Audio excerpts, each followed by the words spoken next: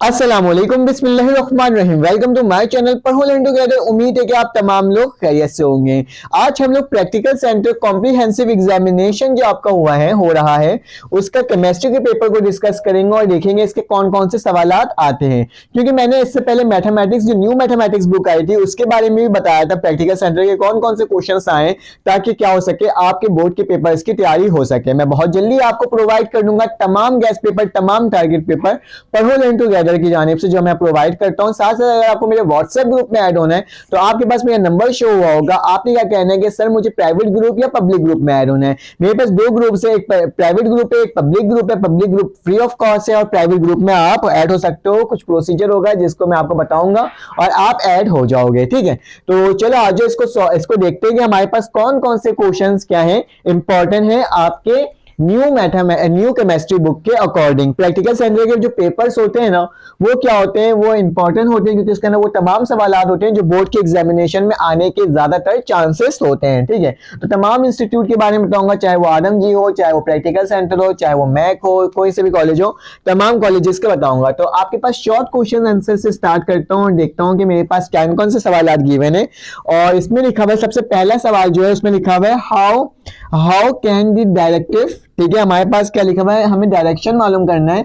How can the direction of a reaction, ठीक है, तो रिएक्शन बी प्रिडिक्टेड, हम किस तरह से डायरेक्शन को प्रिडिक्टेड कर सकते हैं इफ के, ठीक है, इज नोन, अगर हमारे पास के क्या हो, नोन। तो आपने क्या करना है, इस वाले सवाल को मालूम करना है। हाउ मतलब ये एक तरह का रीजनिंग क्वेश्चन है और कहा जा रहा है कि किस तरह से मालूम कर सकते हैं। तो एक सवाल आपके पास ये वाला आया है और कहा जा रहा है कि आपने बैलेंस करना है फ्रॉम द एक्सप्रेशन। आपके पास कुछ कांस्टेंट एक्सप्रेशन दिया हुआ है यूनिट ऑफ के सी, तो आपने इसको क्या करना है, आपने इसको वो करना है। क्या लिखा हुआ है सवाल में, लिखा हुआ है राइट इक्विलिब्रियम कांस्टेंट। ठीक है, तो हमें क्या निकालना है, कांस्टेंट एक्सप्रेशन। ठीक है, तो ये आपके पास एक सवाल लिखा हुआ है और कुछ इक्वेशंस दी हुई है जिसमें कहा जा रहा है कि आपने क्या करना है, आपने इसकी वैल्यू को क्या करना है, इसकी एक्सप्रेशन को क्या करना है, सॉल्व आउट करना है। ठीक है, एंड यूनिट्स क्या लिखा हुआ है, केसी ऑफ द फ्लोइंग। ठीक है, तो मैं इसको लिख के दिखा देता हूँ कौन कौन से इक्वेशन दिया गया है। इसके अंदर जो इक्वेशन दिया गया है वो आपके पास है 2SO2 प्लस O2, जिसके रिएक्शन आपके पास हो रहा है क्या आ रहा है, 2SO2 हो रहा है। ठीक है, उसके बाद लिखा हुआ है मेरे पास पार्ट 2 में दिया हुआ तमाम इंपॉर्टेंट है, याद रखना, N2 प्लस 3H2। ठीक है, जिसकी वैल्यू मेरे पास क्या गिवन दी गई है, 2NH3। तो क्या लिख दूंगा, 2NH3। ठीक है, तो इसको इस तरह से लिख देता हूँ, NH3 हो गया। उसके बाद जो मेरे पास वैल्यू लिखी हुई है वो क्या लिखा हुआ है, मेरे पास पार्ट 3 है, इसमें लिखा हुआ है H2 प्लस I2 और कहा जा रहा है इसका की वैल्यू क्या बनकर आ रही है, 2H और I। ठीक है, तो ये मैंने आपको दो सवाल बता दिए जो कि आपके पास मेंशन है, आप इसे नोट डाउन साथ साथ करते जाओ ताकि आपकी भी तैयारी होते जाए। और लिखा हुआ आ रहा है एक और सवाल दिया हुआ है, इसको मुझे रब करना पड़ेगा और रब करके बताना होगा कि इसके कौन कौन से सवाल गिवन है। ठीक है, तो मैं इसको रब कर देता हूँ। नेक्स्ट क्वेश्चन की जाने चलते हैं जो आपके प्रैक्टिकल सेंटर के अंदर दिया गया है। सवाल को कहा जा रहा है द वैल्यू ऑफ के सी। ठीक है, आपने क्या निकालना है, के सी है फॉर द रिएक्शन की जो वैल्यू दी हुई है वो क्या दिया हुआ है हमारे पास, वो हमारे पास दिया हुआ है 1 एक्सपोनेंट -2। ठीक है, 1 एक्सपोनेंट -2 दिया हुआ है, जबकि मेरे पास जो रिएक्शन हो क्या है, H2 प्लस I2 है। ठीक है, H2 प्लस I2 है और ये वाली वैल्यू हमें गिवन है और लिखा हुआ है कि ये क्या आ रहा है, मेरे पास HI बनकर आ रहा है। ठीक है, 2HI at the given temperature.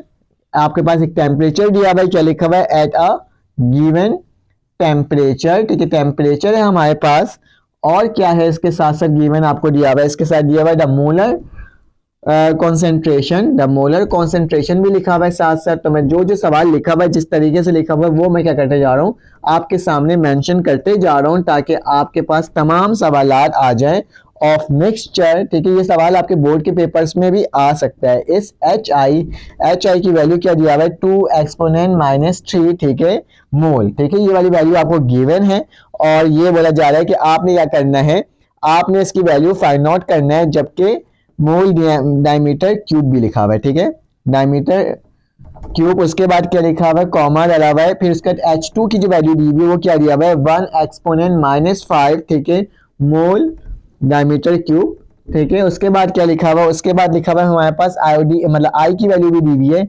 आई की वैल्यू क्या है, 1 मल्टीप्लाई बाय 10 - 2, ठीक है, एंड डायमीटर क्यूब दिया हुआ है। ठीक है, इसमें भी हमारे पास वही यूनिट है। और आपने क्या करना है, आपने प्रिडिक्ट करना है डायरेक्शन को। ठीक है, तो predict the direction of reaction. ठीक है, डायरेक्शन ऑफ रिएक्शन को देख लेते हैं कि हमारे पास कौन कौन से रिएक्शंस इसमें किस तरह जा रहे हैं। ठीक है, तो ये आपके पास क्या है, आपके पास ये वाला सवाल गिवन है जो कि मैंने आपको लिख करके दिखा दिया। बाकी सवालात मैं आपको पीडीएफ वर्जन में अभी दिखाता हूं इसी वीडियो में। चलें आइए देखते हैं पीडीएफ वर्जन में।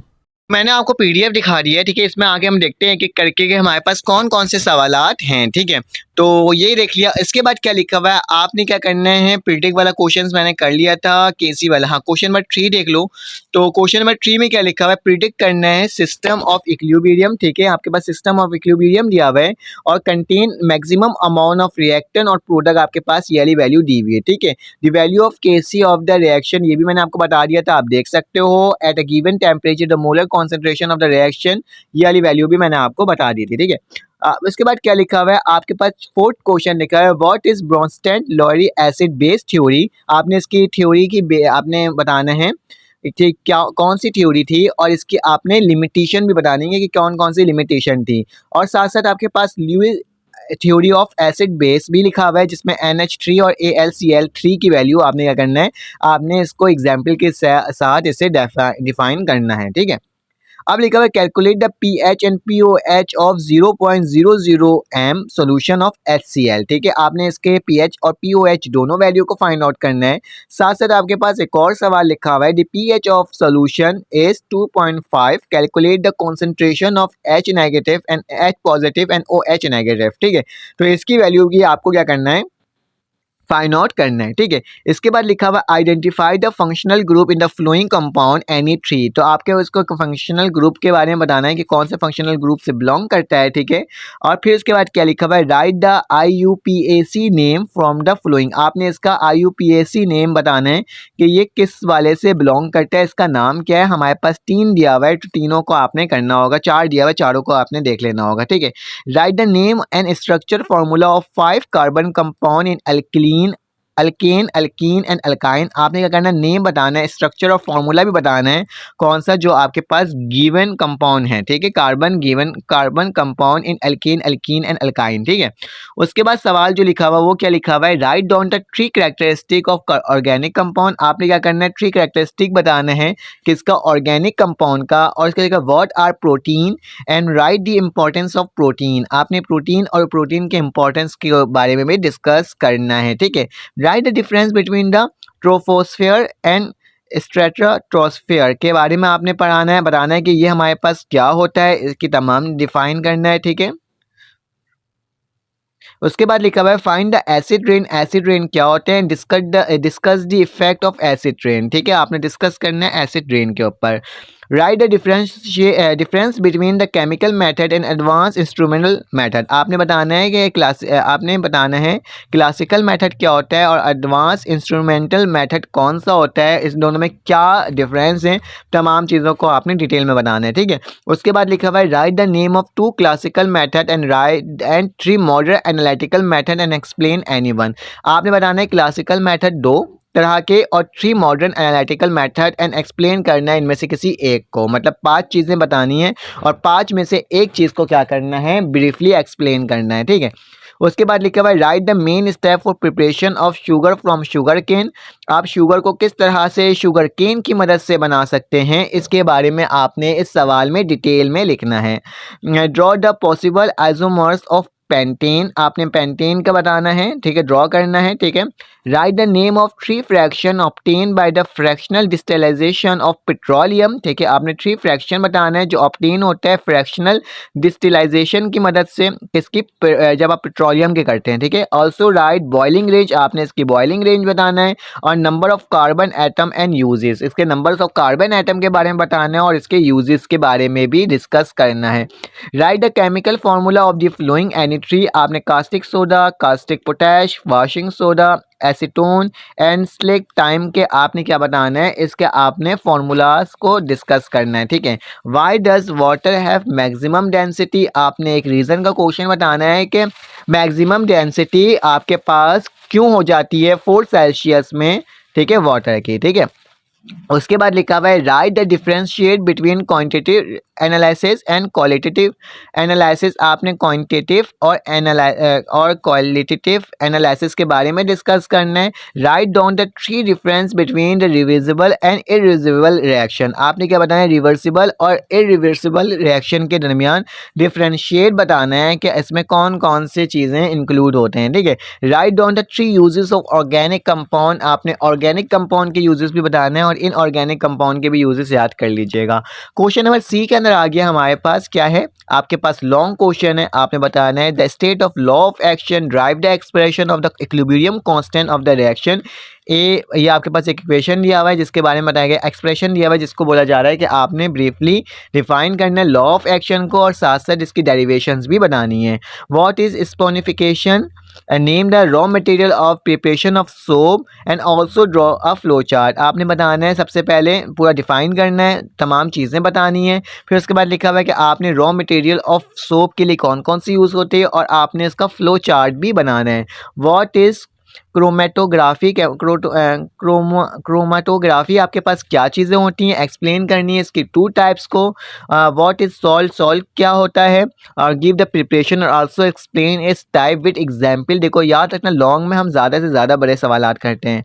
उसके बाद क्या लिखा हुआ है, how does the green house effect increase the temperature, explain its effect on the environment, ठीक है, ग्रीन हाउस इफेक्ट के बारे में बताना है। Give a brief amount of natural sources of organic compound, natural sources organic compound के बारे में बताना है। What is hard water? Name the types of hardness in water and explain how permanent hardness of water can be removed. आपने बताना है कि hard water क्या होता है, आपने नेम बताना है कि कौन कौन से टाइप होते हैं हार्ड वाटर के, आपने एक्सप्लेन करना है कि परमानेंट हार्डनेस को वाटर से किस तरह से रिमूव किया जा सकता है। उसके बाद लिखा है व्हाट इज़ द पोल्यूटेंट और also explain the industrial water, ठीक है, आपने क्या करना है, आपने तमाम इस चीज़ को कम्प्लीटली डिफाइन करना है, ठीक है। तो इसका लिखा है what is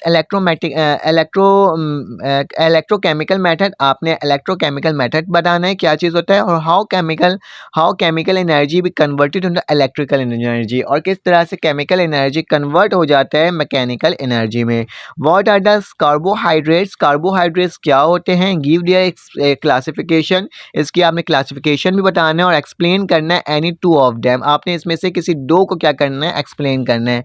what are primary and secondary air pollutant, आपने सेकेंडरी और प्राइमरी बताना है। उसके बाद लिखा हुआ source, give the source and environmental effect of any 2 air pollutant, आपने बताना है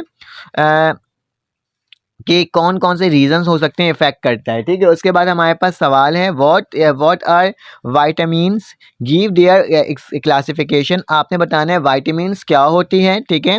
उसके बाद लिखा हुआ है कि क्लासिफिकेशन क्या है on the basis of solubility, ठीक है, आपने सोल्युबिलिटी के बेसिस पर बताना है किस तरह से इसकी क्लासिफिकेशन है। नेम करना है डिजीजेस के बारे में, name the diseases caused by the deficiency of vitamin B and vitamin C, आपने नाम बताना है उन डिजीज के, उन बीमारियों की जिसकी डिफिशियंसी, जिसकी कमी की वजह कर, बी और सी की कमी की वजह कर जो बीमारी लाहक इंसान को हो जाता है, ठीक है। तो ये तमाम सवालात हैं जो कि मैंने आपको डिस्कस करके बता दिया, ठीक है। अगर आपको ये वीडियो और एक्सप्लेनेशन समझ में आए तो आप लाइक कर दीजिएगा, सब्सक्राइब कर दीजिएगा, बेल के आइकन क्लिक कर दीजिएगा ताकि आपको क्या हो सके, ज़्यादा से ज़्यादा आप इससे बेनिफिट हासिल कर सकें। तमाम पेपर्स मैं आपको प्रोवाइड करूँगा। तो अपना ख्याल रखिएगा, अपने इर्द गिर्द का ख्याल रखिएगा, दुआओं में याद रखिएगा। फिर आपसे मुलाकात होगी एक न्यू वीडियो में। अल्लाह हाफ़िज़।